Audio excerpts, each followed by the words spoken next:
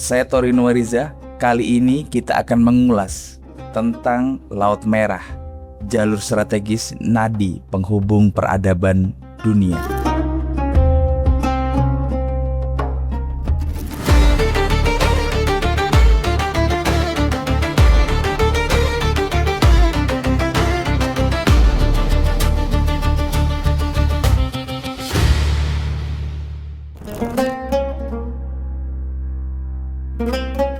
Jauh sebelum dunia mengenal era globalisasi, Laut Merah telah menjadi salah satu pusat perdagangan penting di dunia.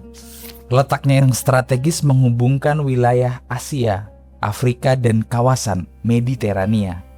Salah satu hubungan terpenting terjalin dengan Afrika Timur, jalur darat melalui Semenanjung Sinai, dan jalur laut yang melintasi Laut Merah. Menurut sejarawan Yunani kuno Diodorus, bangsa Arabia Selatan telah berlayar menuju pantai timur Afrika sejak milenium pertama sebelum Masehi.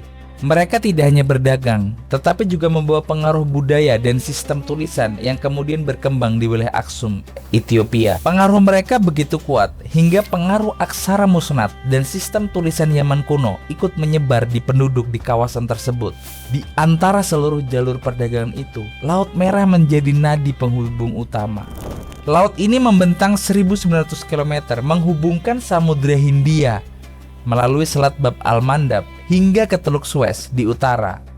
Selama ribuan tahun, jalur ini menjadi pintu masuk berbagai komoditas berharga dari India, kawasan Afrika dan Jazirah Arab menuju Mesir dan kawasan Mediterania. Di antara semua jalur yang menghubungkan dua kawasan ini, Laut Merah memegang peranan yang paling sentral.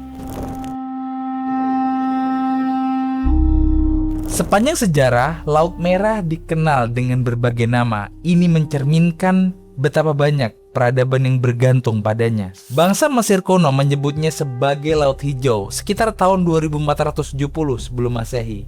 Bangsa Ibrani menyebutnya sebagai Hayam, sekedar laut. Sementara itu bangsa Yunani menyebutnya sebagai Erythra Thalassa, yang kemudian diterjemahkan Romawi sebagai Rubrum Mare. Keduanya berarti Laut Merah. Kemudian bangsa Arab juga menyebut Laut Merah dengan banyak nama: Laut Kulzum, Laut Aidab, Laut Fawwah, Laut Suez, hingga Laut Jeddah. Masing-masing merujuk pada pelabuhan atau peristiwa-peristiwa penting di sepanjang pesisirnya. Nama Laut Merah sendiri dipercaya berasal dari warna kemerahan pegunungan di sekitarnya atau pantulan terumbu karang di permukaan airnya.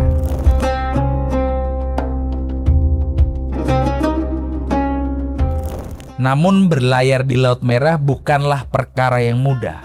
Terumbu karang yang begitu rapat, angin yang berubah-ubah, dan badai yang datang tiba-tiba membuat pelayaran begitu penuh resiko. Karena itu para pelaut biasanya berlayar pada siang hari dan berlindung di balik karang saat malam tiba.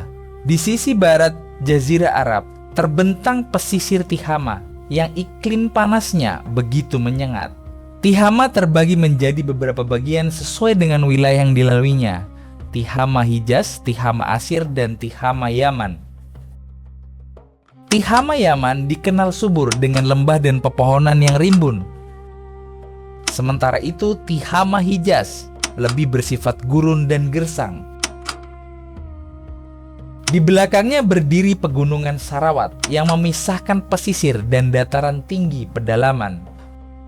Kondisi geografis inilah yang membentuk pelabuhan-pelabuhan penting sebagai pusat aktivitas perdagangan.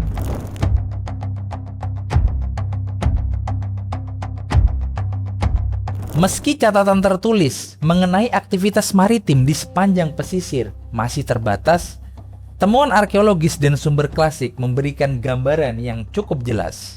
Theophrastus, filsuf Yunani kuno yang hidup pada abad ke-4 hingga ke-3 sebelum Masehi, mencatat bahwa bangsa Saba adalah pedagang yang mengarungi lautan dengan kapal-kapal dan perahu kulit. Sementara itu penulis anonim Periplus Maris Erythrae pada abad pertama Masehi menjelaskan bahwa bangsa Arab menguasai jalur kafilah darat sekaligus memiliki armada kapal yang berlayar menuju pantai timur Afrika, Mesir hingga ke India. Pelabuhan-pelabuhan mereka dipenuhi para pedagang dan pelaut yang menghubungkan berbagai pusat perdagangan dan peradaban. Semua itu menunjukkan Laut Merah bukan sekedar batas geografis yang memisahkan daratan. Selama ribuan tahun, laut ini menjadi koridor perdagangan, jalur pertukaran budaya, dan juga nadi penghubung dunia kuno.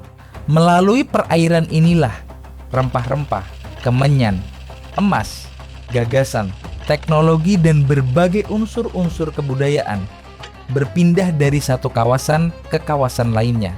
Karena itulah, Laut Merah merupakan jalur strategis, urat nadi yang menghubungkan Jazirah Arab, Afrika, dan Asia, serta menopang lahir dan berkembangnya peradaban selama ribuan tahun.